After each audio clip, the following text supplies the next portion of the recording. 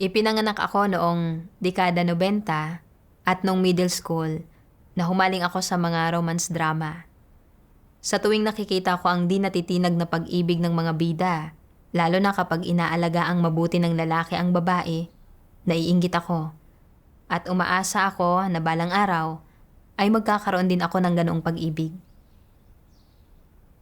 Inakala ko na ang makahanap ng isang taong nagmamahal sa akin at ang magkasama kami sa hirap at ginhawa ang pinakamasaya at pinakamakabuluhang paraan para mabuhay.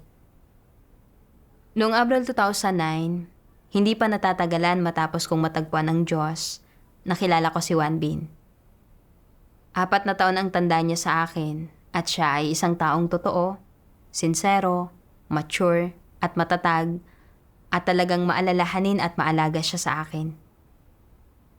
Sa tuwing masama ang loob ko sa kanya, lagi niya akong pinagpapasensyahan. Kadalasan, kapag may nangyayari, tinatanong niya muna ang opinyon ko at palagi siyang umaayon sa akin at iginagalang ang mga desisyon ko.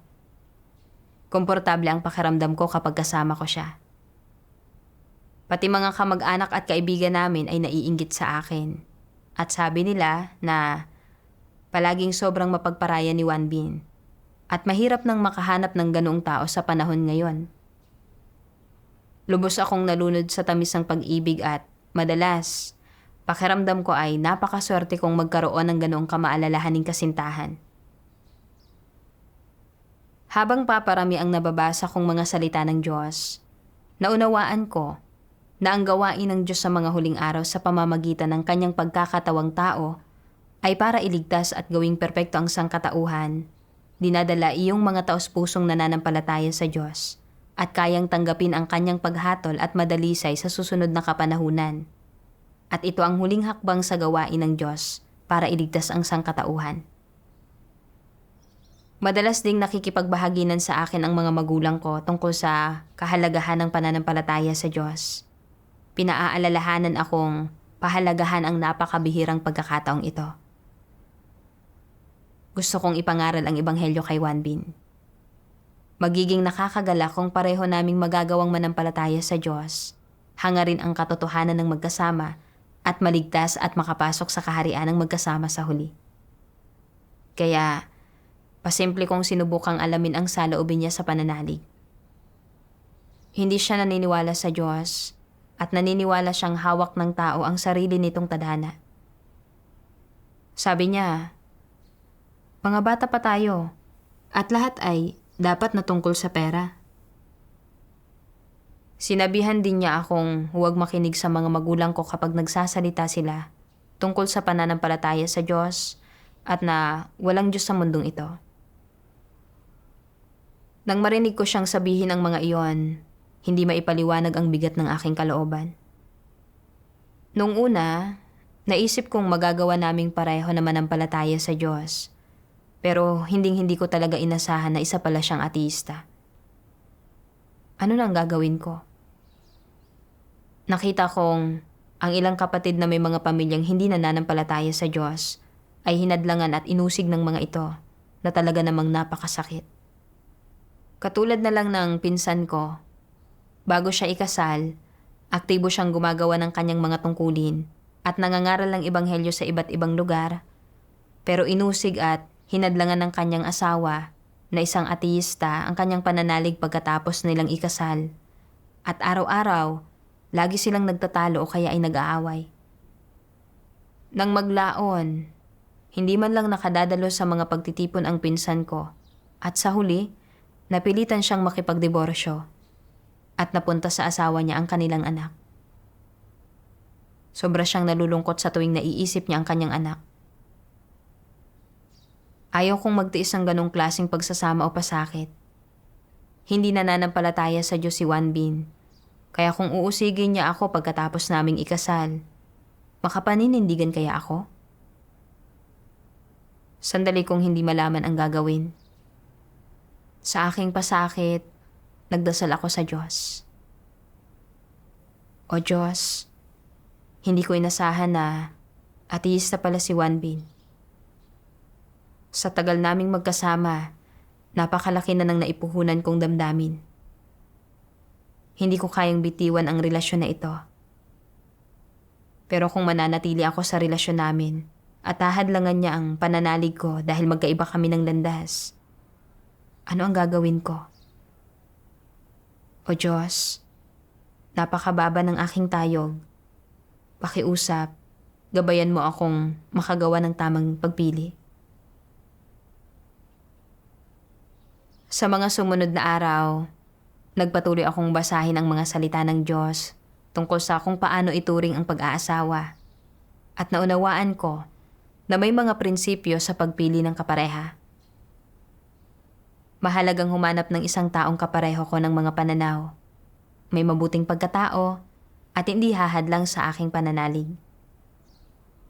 Hindi nananampalataya sa Diyos si Juan Bin.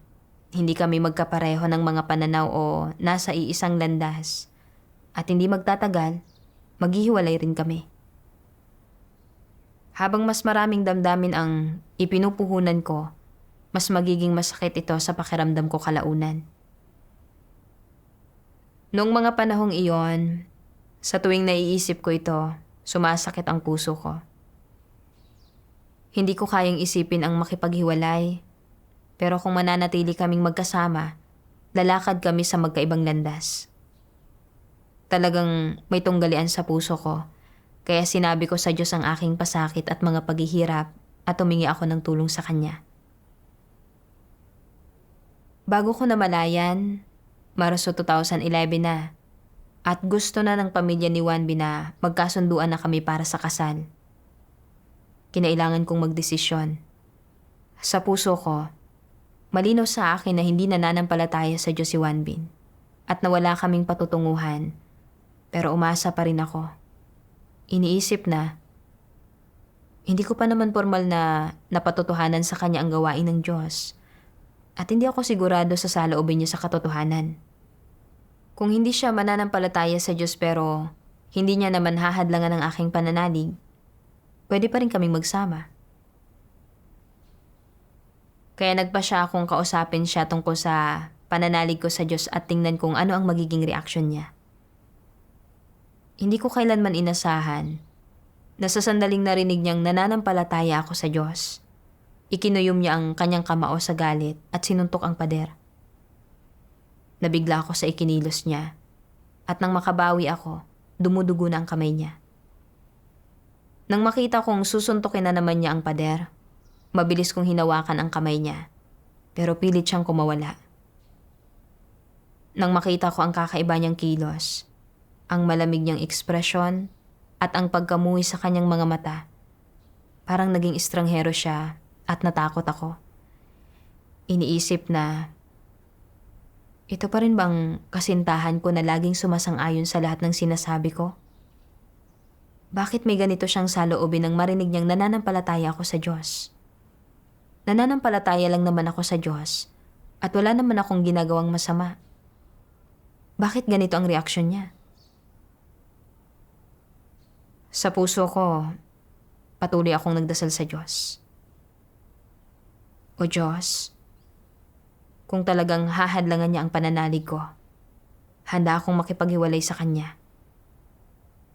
Pero napakababa ng aking tayog at hindi ko kayang bitiwan ang relasyong ito na 2 taon na naming pinagsamahan. Pakiusap, bigyan mo ako ng lakas para makagawa ng tamang pagpili.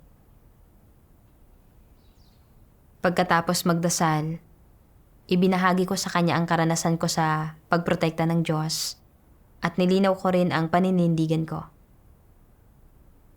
Sandali siyang nanahimik. Pagkatapos ay pumayag na hindi hadlangan ang pananalig ko. Nagkasundo kami na kung hahadlangan niya ang pananalig ko, maghihiwalay kami. Natigilan siya noong una nang marinig niya ito, pero pumayag pa rin siya. Mabuti naman ang pagkatao ng kuya at hipag ni Juan Bin. At naniniwala sila na may Diyos, kaya nagpatotoo ako sa kanila tungkol sa gawain ng Diyos sa mga huling araw. Nang malaman ni Juan Bin, sumabog siya sa galit at sa harap ng pamilya niya, sinabihan niya akong umalis at sinabi niya na ayaw na niya akong makita kailanman. Padabog niyang ibinagsak ang cellphone niya sa harap ko. Kailanman ay hindi ko pa siya nakitang ganoon kagalit. Puno ng pagkamuhi ang boses niya nang sabihin niyang, "Hindi ko hahadlangan ang pananalig mo. Pero huwag mong subukang mangaral sa pamilya ko." Nang makita ko kung gaano ang paglaban niya sa pananalig ko, nag-alala ako. Iniisip na sinabi niyang hindi niya hahadlangan ang pananalig ko. Pero iyon ay dahil hindi niya alam na dumadalo ako sa mga pagtitipon at gumagawa ng mga tungkulin. Kung malalaman niya, susubukan kaya niya akong hadlangan? Kung susubukan niya iyon, tiyak na mag-aaway kami at baka masira pa ang pagsasama namin bilang mag-asawa. Ano na ang gagawin ko kung ganoon? Nagtalo ang kalooban ko. Kung maghihiwalay kami, baka hindi na ako makakilala ng isa pang tao na magmamahal sa akin gaya nito. At kung ganoon, ano pa ang saysay ng pamumuhay ko? Pero kung hindi kami maghihiwalay, tiyak na patuloy kaming mag-aaway, kaya anong kaligayahan pa ang mayroon sa ganoong buhay? Iniisip ko palang ito ay sumasakit na ang puso ko sa dalamhati at nalagay ako sa alanganin. Nang maglaon, napagtanto kong mayroon kaming malilinaw na pagkakaiba sa ilan sa mga pananaw namin sa mga bagay-bagay.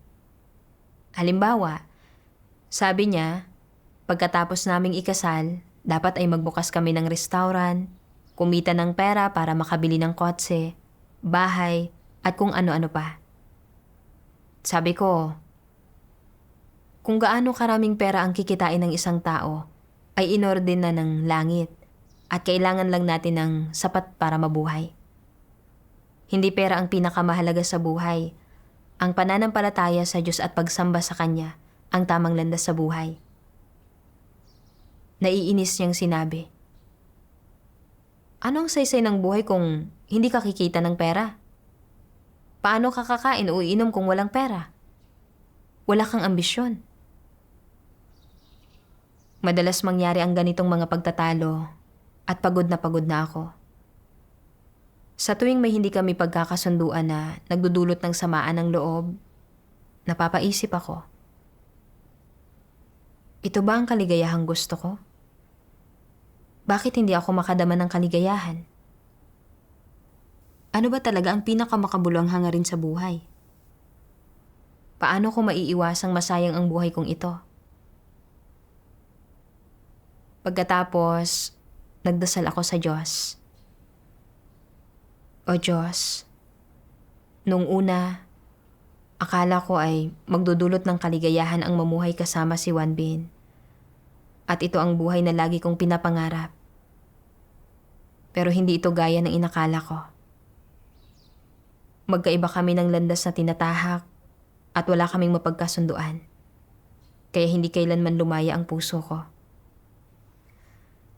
Araw-araw, kailangan kong patagong basahin ang mga salita mo at dumalo sa mga pagtitipon dahil takot akong pag-awayan namin ang mga bagay na ito. O Diyos, sobrang sakit ng nararamdaman ko at gusto ko nang makawala sa mga damdaming ito. Pero sa kaibuturan ko, hindi ko magawang bitiwan ang relasyong ito. Tulungan mo ako. Nang maglaon, tila may naramdaman si Juan Bin. Ilang beses na pagka-uwi ko galing sa labas, kung ano-ano ang tinatanong niya. Nung una, hindi ko yun gaanong pinansin. Hanggang isang araw, maaga akong nag-ayos at paalis na sana para sa isang pagtitipon. Nagbago ang dati niyang malumanay na tono at naging napakaseryoso ng itsura niya. Sinasabing, "Sabihin mo sa akin ang totoo. Pupunta ka na naman ba sa pagtitipon?" Sabi ko, "Oo." "Bakit? Hindi ba't sinabi mong hindi mo pipigilan ang pananampalataya ko sa Diyos?" Sabi niya, "Noon, kung hindi ako sasang-ayon, makikipaghiwalay ka na sa akin. Kaya paanong hindi ko sasabihin iyon? Akala ko, sa paglipas ng panahon, hihina na ang determinasyon mong manampalataya sa Diyos at titigil ka ng manampalataya. Hindi ko inasahan na mas lalo ka pang nahumaling sa nakalipas na 6 na buwan. Hindi ko na kaya. Kailangan mong pumili sa pagitan namin ng pananalig mo. Kung ako ang pipiliin mo, kailangan mong isuko ang pananalig mo. Alam kong kung magsasama pa rin kami, palagi kaming mag-aaway at simula pa lang ang pagtatalong ito. Pero kung talagang maghihiwalay kami, labis pa rin akong mag-aatubili at ayaw kong isuko ang relasyong ito. Pero kung pipiliin kong makasama si Juan Bin, kailangan kong isuko ang pananalig ko. Ito ang mahalagang sandali para gawing perpekto ng Diyos ang mga tao. At matatag na rin akong nananampalataya na ang mga salita ng makapangyarihang Diyos ay ang katotohanan, ang daan at ang buhay. At sa pamamagitan ng pagdana sa gawain ng Diyos, naranasan ko kung paano dinadalisay ng mga salita ng Diyos ang mga tao, nilulutas ang kanilang mga tiwaling disposisyon, at itinuturo ang mga tao sa tamang direksyon at landas ng kanilang pag-uugali at sariling asan. Ang katotohanang ibinibigay ng Diyos sa mga tao ay tunay na napakahalaga. Kaya kung palalampasin ko ang pagkakataong ito, habang buhay ko itong pagsisisihan. Paano ako pipili sa pagitan ng aking pananalig at pag-aasawa? Nag-aalangan ako at tahimik akong nagdasal sa Diyos. Naisip ko ang isang sipi ng mga salita ng Diyos na nabasa ko sa isang pagtitipon. Sa likod ng bawat hakbang ng gawaing ginagawa ng Diyos sa inyo ay ang pakikipagpustahan ni Satanas sa Diyos. Sa likod nito ay isang labanan. Kapag naglalaban sa espiritual na mundo ang Diyos at si Satanas, paano mo dapat bigyang kasiyahan ang Diyos? At paano ka dapat manindigan sa iyong patotoo para sa Kanya? Dapat mong malaman na ang lahat ng nangyayari sa iyo ay isang malaking pagsubok at ang oras na kailangan ka ng Diyos na magpatotoo. Ipinaunawa sa akin ng mga salita ng Diyos na sa panlabas, mukhang si Juan Bin ang pumipigil sa akin na sumunod sa Diyos. Pero sa totoo lang, si Satanas ang nagdudulot ng mga kaguluhan sa likod nito. Parehong pinanunood ng Diyos at ni Satanas kung paano ako pipili at kinailangan kong magpatotoo para sa Diyos. Kinontrol ko ang aking emosyon at mahinahong sinabi. Pinipili kong manampalataya sa Diyos.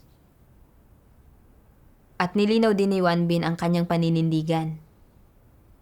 Mas gugustuhin pa niyang makipaghiwalay kaysa payagan akong manampalataya sa Diyos. Bigong-bigo ang pakiramdam ko at pagkatapos, hindi ko napigilang umiyak ng husto. Hindi ko inasahan na pagkatapos ng lahat ng mga taon na ito, hahantong talaga sa puntong ito ang relasyon namin. Sa aking pasakit, nagdasal ako sa Diyos. Hinihiling sa Kanya na tulungan akong maunawaan ang Kanyang layunin sa usaping ito at makapanindigan sa aking patotoo. Nang maglaon, nabasa ko ang mga salita ng Diyos at naunawaan kung ano ang dapat kong hangarin sa aking pananalig. Sabi ng makapangyarihang Diyos, dapat kang magdusa ng paghihirap para sa katotohanan. Dapat mong isakripisyo ang iyong sarili para sa katotohanan.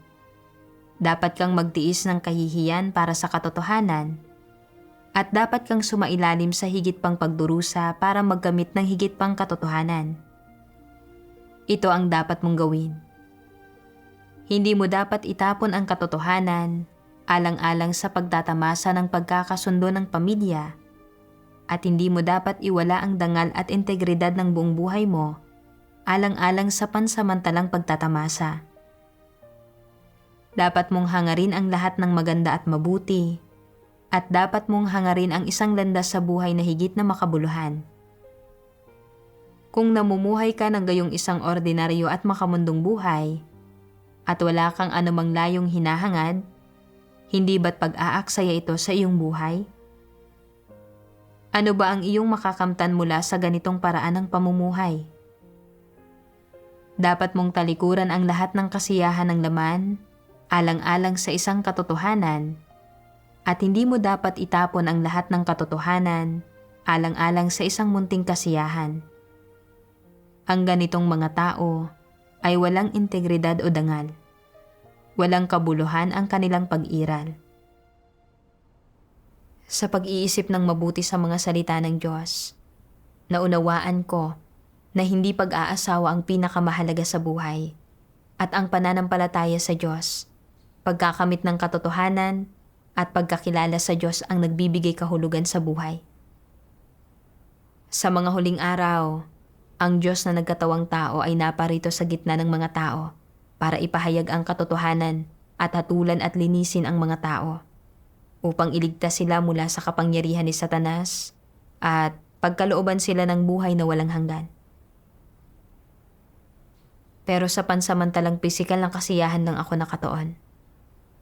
Ayaw kong magdusa at magbayad ng halaga para makamit ang katotohanan at ang buhay. Ano ang makakamit ko sa huli sa pamumuhay ng ganito? Kapag dumating ang malalaking kalamidad, sino ang makapagliligtas sa akin?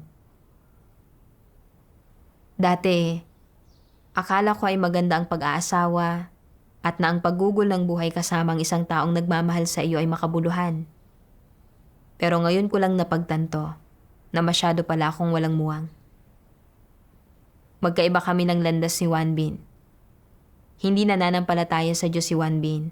Sinasamba niya ang agham at naghahanap siya ng mga paraan para kumita ng pera at mamuhay ng nakahihigit sa iba. Samantalang ako ay naniniwala sa pagiging kontento lang sa pagkakaroon ng pagkain at pananamit at na dapat hangarin ng mga tao ang katotohanan at isabuhay ang tunay na wangis ng tao. Tuparin ang mga tungkulin ng mga nilikha at kamtin ang pagsang-ayon ng lumikha. Ang aming mga pananaw sa mga bagay-bagay at ang mga layo ng aming paghahangad ay ganap na magkaiba, kaya wala kaming mapagkasunduan. Kahit na napakamaalalahanin at napakamaalaga niya sa akin, nakararamdam pa rin ako ng pasakit at pagkasupil sa loob-loob ko. Kapag kasama ko siya, kailangan kong dumalo sa mga pagtitipon at magbasa ng mga salita ng Diyos ng patago dahil sa takot na baka makipagtalo siya sa akin at matindi akong nalimitahan at napagod sa loob-loob ko.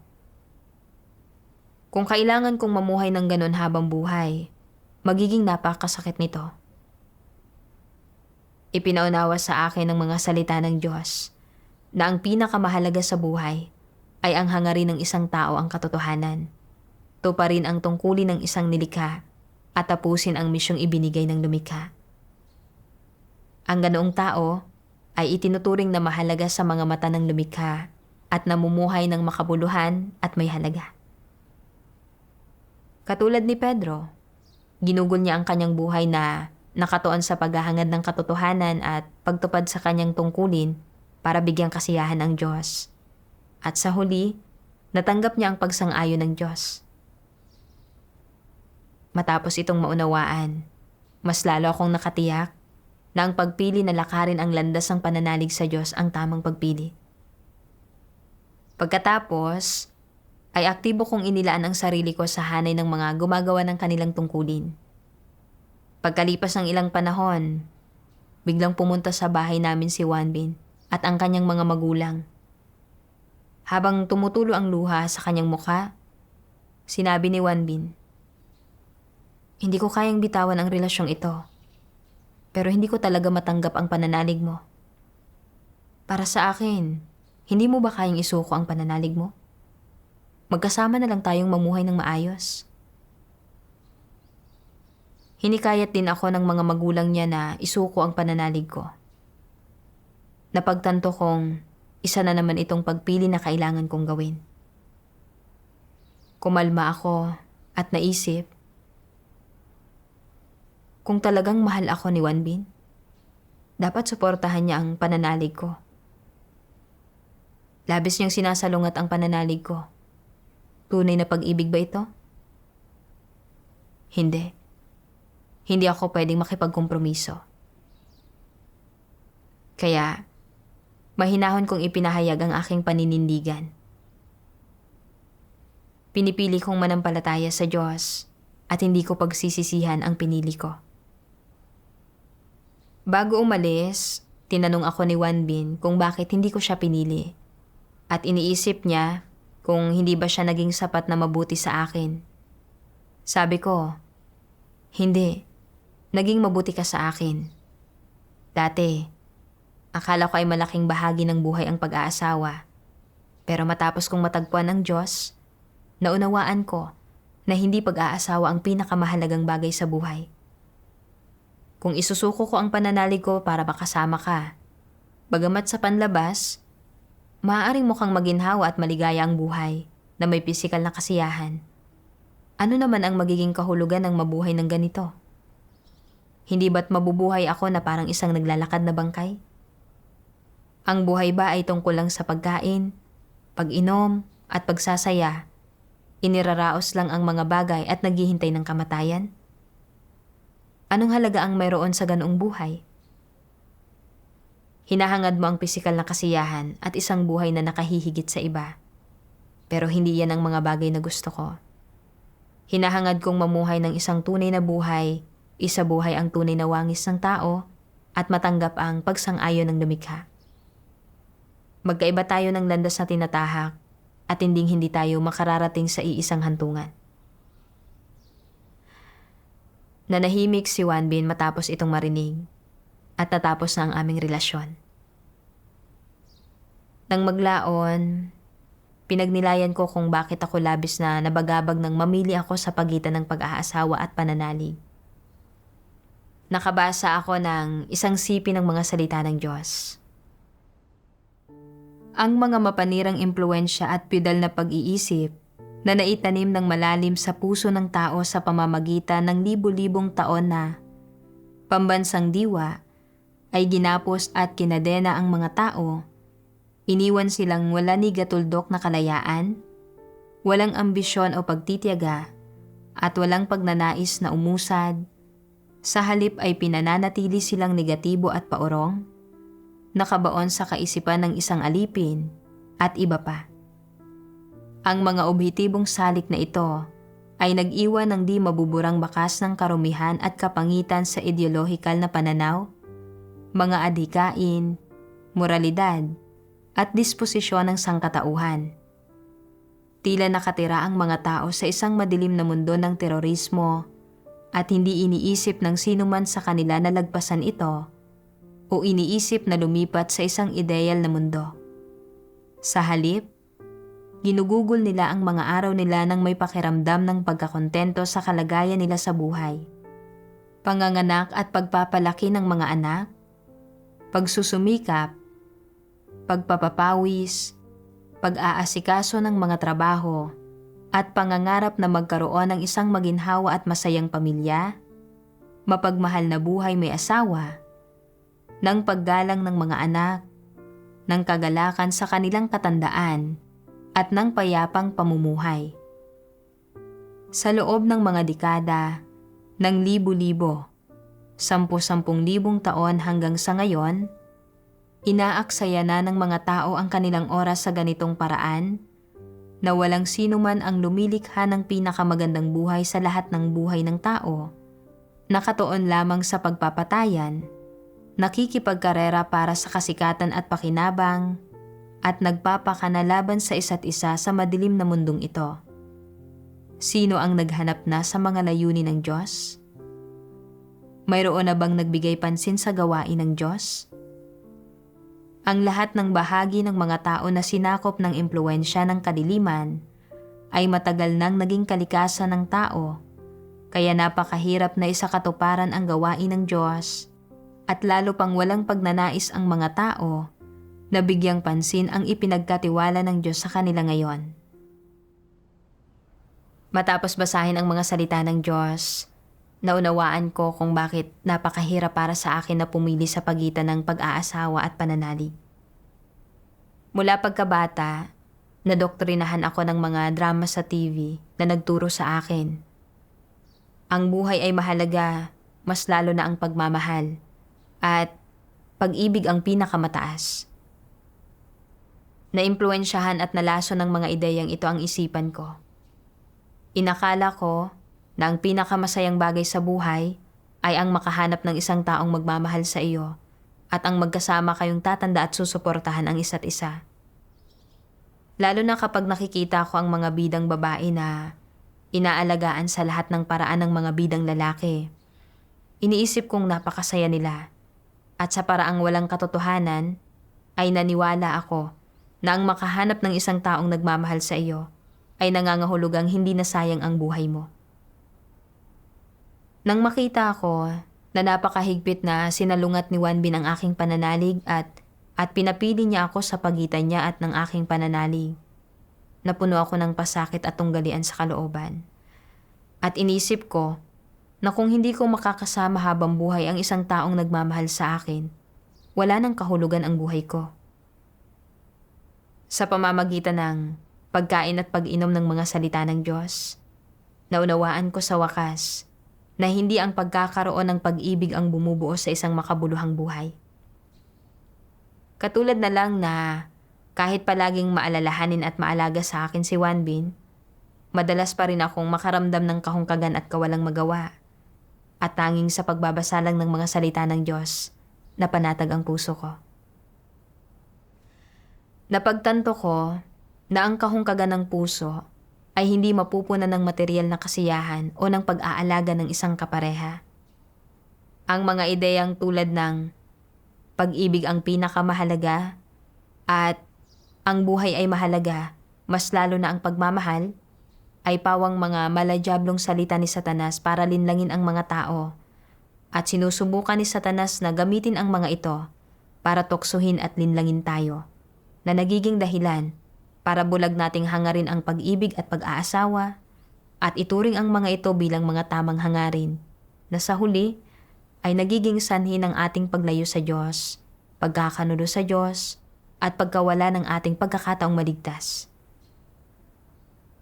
Kung hindi dahil sa kaliwanagan at patnubay ng mga salita ng Diyos, pipiliin ko na sana ang pag-aasawa at palalampasin ang pagkakataon na hangarin ang katotohanan at maligtas ng Diyos. Sa pag-iisip nito, mas lalo pang tumibay ang determinasyon kong sumunod at manampalataya sa Diyos. Sa paulit-ulit na paghadlang ni Wanbin sa aking pananalig, unti-unti kong nakita ang kanyang diwa. Mukhang mabait, madaling lapitan, at palakaibigan si Wanbin, pero isa siyang ateista, at sa tuwing naririnig niya ang tungkol sa pananalig ko, nagagalit siya at namumula ang kanyang mga mata. Puno ng pagkamapanlaban ang kanyang mga pagbubunyag at mayroon siyang diwa ng isang demonyo. Gaya ng sinasabi ng Diyos, lahat ng hindi naniniwala, gayon din ang mga hindi nagsasagawa ng katotohanan, ay mga demonyo. Ang isang normal na tao, kahit hindi niya tanggapin ang pananalig, ay hindi magiging mapanlaban. Tanging mga demonyo lang ang namumuhi sa Diyos at talagang may diwa ng isang demonyo si Wanbin. Pagkatapos ay nabasa ko ang mga salita ng Diyos. Bakit minamahal ng isang lalaki ang kanyang asawa? Bakit minamahal ng isang babae ang kanyang asawa? Bakit masunurin ang mga anak sa kanilang mga magulang? Bakit malalim ang pagmamalasakit ng mga magulang sa kanilang mga anak? Saan nakatuon ang lahat ng intensyon ng mga tao? Hindi ba't nakatuon ang lahat ng ito sa pagtupad ng sarili nilang mga plano at mga makasariling pagnanais? Naisip ko kung paanong mabait sa akin si Wanbin dahil hindi ako magastos na tulad ng ibang mga babae. Niwala rin akong anumang masamang gawi.